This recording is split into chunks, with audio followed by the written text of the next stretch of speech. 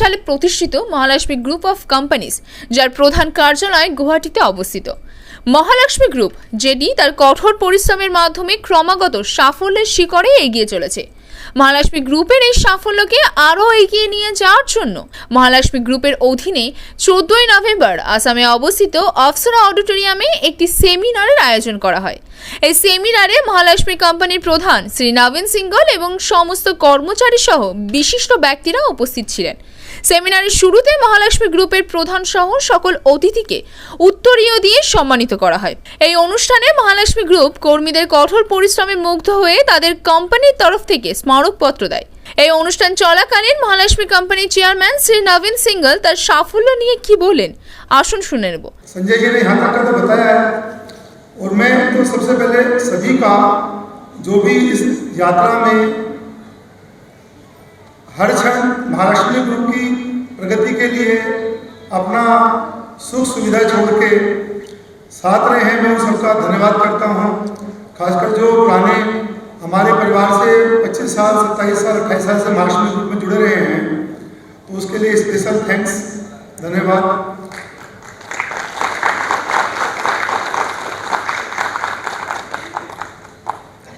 मेरा ये विजन है या मेरी जो मान्यता है कि जो भी कल्चर है, कॉर्पोरेट कल्चर बोलते हैं, उसके साथ थोड़ी फैमिली कल्चर भी रहे।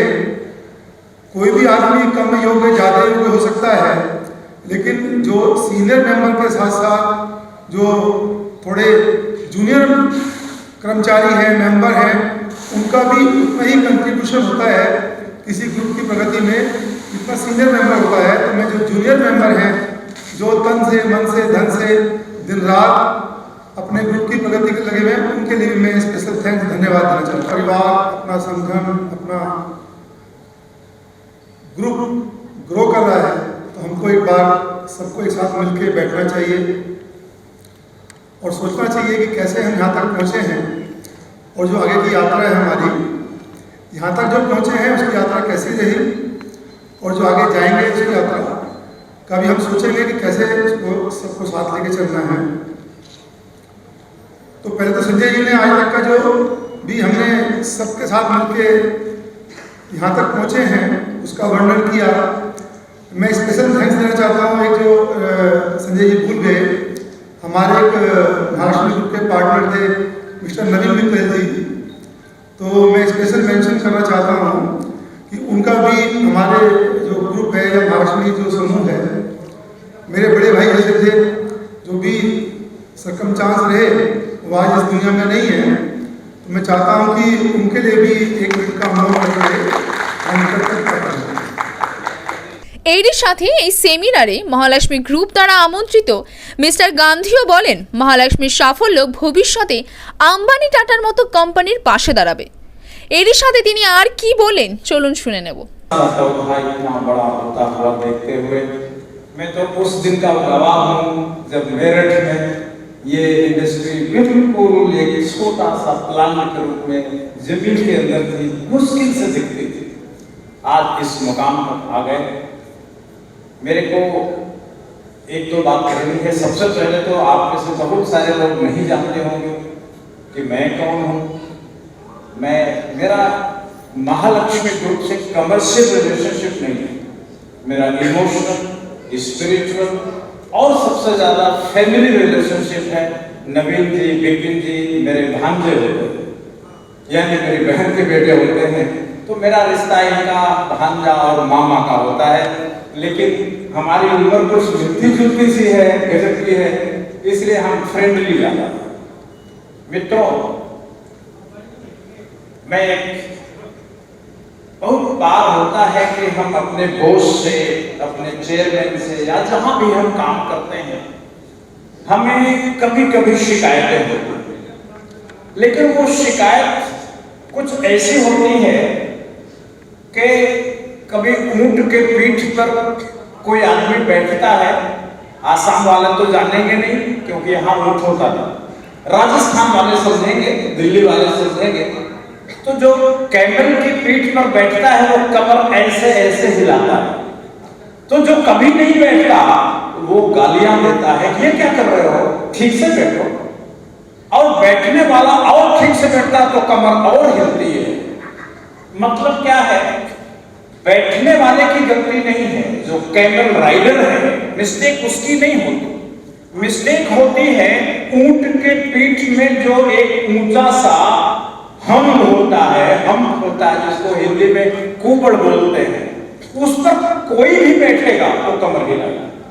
हम जिस पॉलिटिकल इकोनॉमिक एनवायरनमेंट में रहते हैं, जिस लीगल सिस्टम में रहते हैं, जिस कॉन्स्टिट्यूशनल फ्रेमवर्क में रहते हैं, उसमें बहुत सी शिकायतें इंसान नहीं करता, मेरा दोष नहीं करता, मेरा हायर अथॉरिटीज नहीं करता, वो होती हैं, ड्यू टू सिस्टम होती है।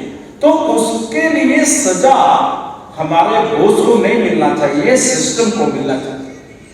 मैं कई बार सोचता हूं कि ये जो ऑर्गेनाइजेशन है, महालक्ष्मी ग्रुप या बहुत सारे ऑर्गेनाइजेशन होते हैं, वो कभी कभी अपनी इंडिविजुअल आइडेंटिटी पर जरूरत से ज्यादा जोर देते हैं।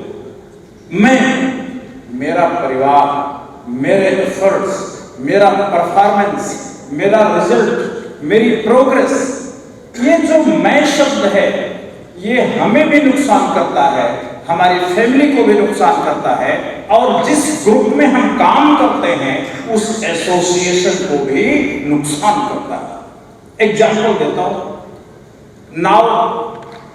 नाव में कील, लोहे की कील धंसाई जाती है और दो कीलें बात करती हैं पानी में जाकर कि देखो क्या करिश्मा हो गया है, हमें तो पानी में डूब जाना चाहिए, लेकिन हम आयरन होते हुए, लोहा होते हुए पानी में तैर रहे हैं। तो कील ने कहा कि बिल्कुल ठीक है, हमें जंप कर जाना चाहिए।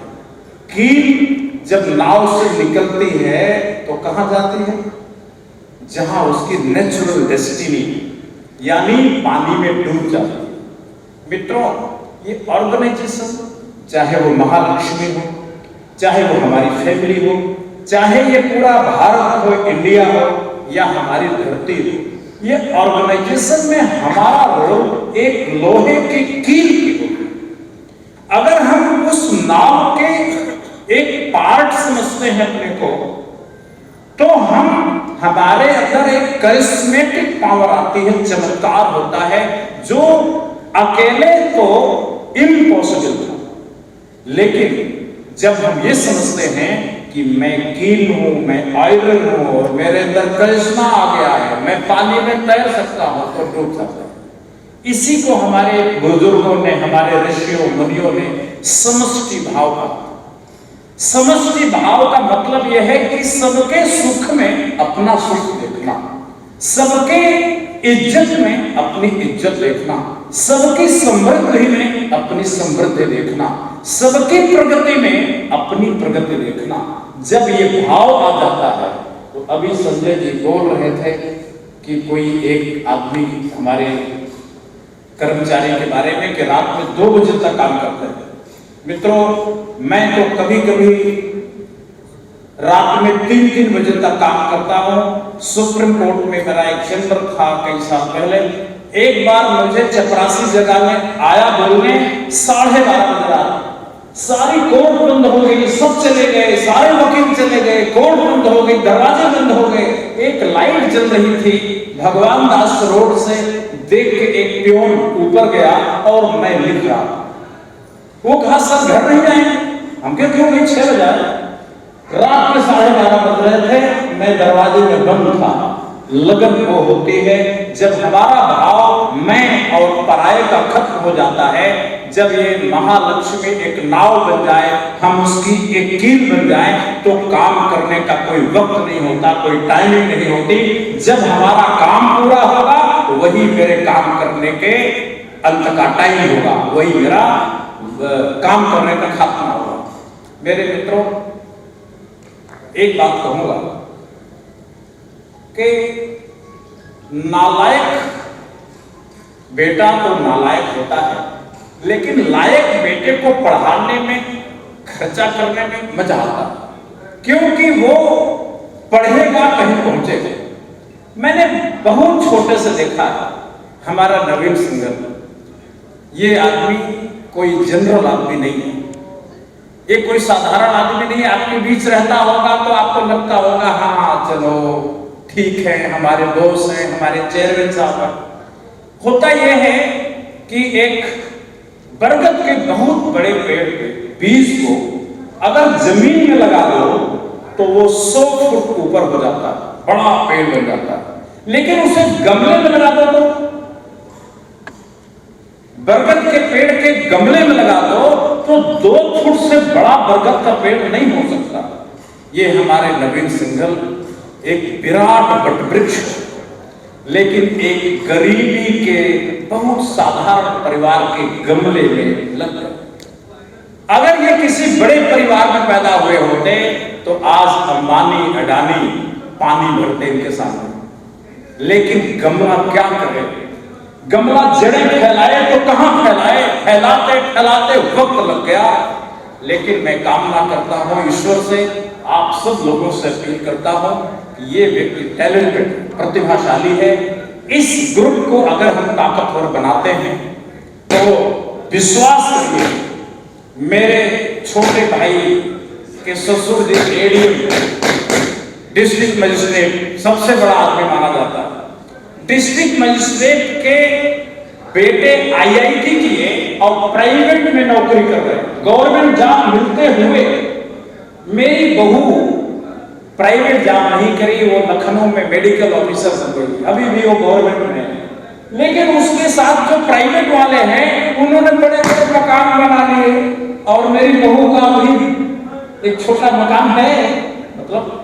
लेकिन गवर्नमेंट फीकी पड़ गई और प्राइवेट सेक्टर मजबूत हो गया। लोग गवर्नमेंट सेक्टर को छोड़ करके प्राइवेट सेक्टर में जा रहे हैं। लोगों को किस्मत लगती है, अपनी किस्मत, कि हमें अंबानी में, अडानी में, टाटा में, ग्रुप में कहीं काम मिल जाए। मेरे को पूरा विश्वास है एक न एक दिन ये महालक्ष्मी ग्रुप टाटा, अंबानी, अडानी के बराबर के टक्कर में खड़ा होगा। और मैं ईश्वर से कामना करता हूं कि यह महालक्ष्मी ग्रुप एक मल्टीनेशनल कंपनी के रूप में सामने आए और पूरे देश भर में सरकारी जॉब के लोग, आईएएस ऑफिसर नौकरी छोड़ करके महालक्ष्मी में ज्वाइन करके प्राइड फील करें। हमें उस दिन का इंतजार करना चाहिए और इतनी मेहनत से काम करना चाहिए कि वो मकाम हमें मिले। वो मकाम केवल नवीन सिंघल का नहीं होगा, वो मकाम केवल विपिन सिंघल का नहीं होगा, वो हम सब का मकाम होगा। मैं इसी कामना के साथ एक बार आप सब लोगों को बधाई देता हूँ। जितने लोगों ने पुरस्कार पाए उनको कांग्रेचुलेट करता हूँ। जो महालक्ष्मी ग्रुप के लोग यहाँ नहीं आ पाए, अपने कामों पर लगाए गए हैं, वो काम छोड़ नहीं सकते, उनको और ज्यादा मैं कांग्रेचुलेट करता हूँ और एक बहुत बहुत बेस्ट विशेष देता हूँ, शुभकामनाएं देता हूँ कि मेरी मनोकामना एक दिन जरूर पूरी होगी। बहुत बहुत